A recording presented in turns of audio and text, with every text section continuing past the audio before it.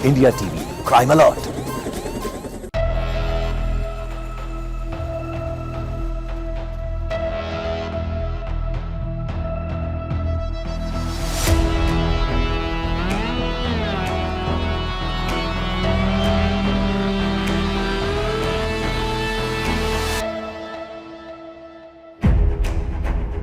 Web series scam 1992 the Harshad Mehta story के makers अब अपनी दूसरी सीजन के साथ वापस लौट रहे हैं।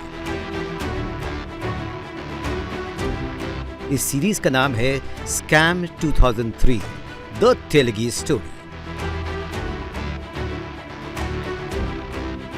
इस फ्रेंचाइजी का दूसरा सीजन अब्दुल करीम तेलगी की क्राइम स्टोरी को दिखाएगा। आइए आपको बताते हैं कि स्कैम के पीछे किसका हाथ था जिसने पूरे देश को हिला दिया। अब्दुल करीम तेलगी पर स्टैम्प पेपर स्कैम का आरोप लगा था। अब्दुल करीम तेलगी कर्नाटक के खानापुर का रहने वाला था। जब वो छोटा था तब उसके पिता का निधन हो गया था। पिता के जाने के बाद तेलगी पर उसके परिवार का लालन पालन का बोझ पड़ गया। वो सब्जी, फल, मूंगफली बेचकर परिवार को किसी तरह चलाने लगा। कॉलेज खत्म करने के बाद अब्दुल को बड़ा बनने का सपना मुंबई ले आया। उसके बाद वो मुंबई से सऊदी शिफ्ट हो गया और कुछ सालों बाद जब वो वापस मुंबई आया तो स्टैम्प पेपर्स का बिजनेस शुरू किया। साल 1993 में इमिग्रेशन अथॉरिटी ने तेलगी के एक्शंस पर नजर रखना शुरू कर दिया। इसी साल उसको जेल की हवा भी खानी पड़ी।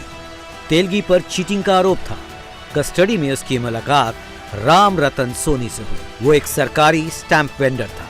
जेल के अंदर ही दोनों के बीच स्कैम के इस बड़े आइडिया ने जन्म लिया। सोनी के साथ मिलकर तेलगी अपने कनेक्शन का सहारा लेकर एक लीगल स्टैंप वेंडर बन गया।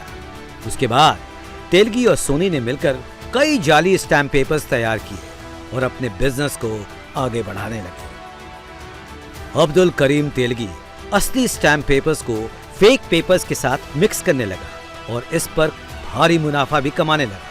दोनों ने फेक स्टैंप बिजनेस से खूब पैसा कमाया और खुद के कई साइड बिजनेस भी शुरू कर दिए। साल 1995 मुंबई पुलिस ने अब्दुल करीम तेलगी के खिलाफ फेक स्टैंप पेपर बेचने के आरोप में केस दाखिल किया, जिसकी वजह से उसका लाइसेंस कैंसिल हो गया। लेकिन तेलगी ने हार नहीं मानी और अपनी प्रेस कंपनी खड़ी की। धीरे धीरे उसका बिजनेस बाकी के शहरों में भी फैलने लगा। 90 के दशक में अब्दुल करीम तेलगी का बिजनेस करोड़ों रुपए का हो गया।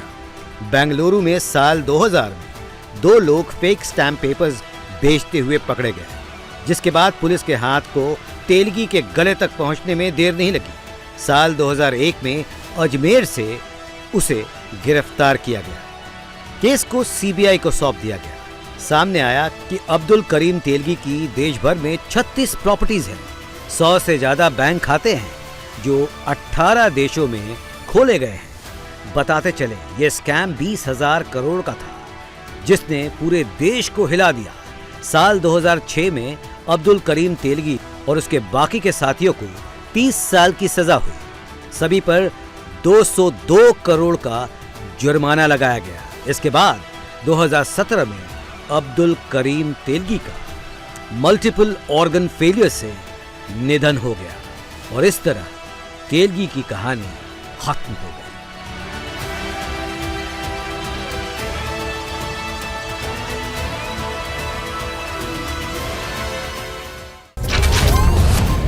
जुर्म कितना भी संगीन क्यों ना हो, अपराधी कितना भी शातिर क्यों ना हो,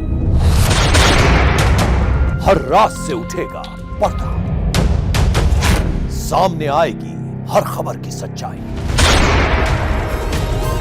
इंडिया टीवी क्राइम अलर्ट पर क्राइम की खबरों से अपडेटेड रहने के लिए India TV crime alert channel YouTube पर सब्सक्राइब करें, बेल आइकन दबाना न भूलें। सावधान रहें, सुरक्षित रहें, देखते रहें इंडिया टीवी क्राइम अलर्ट।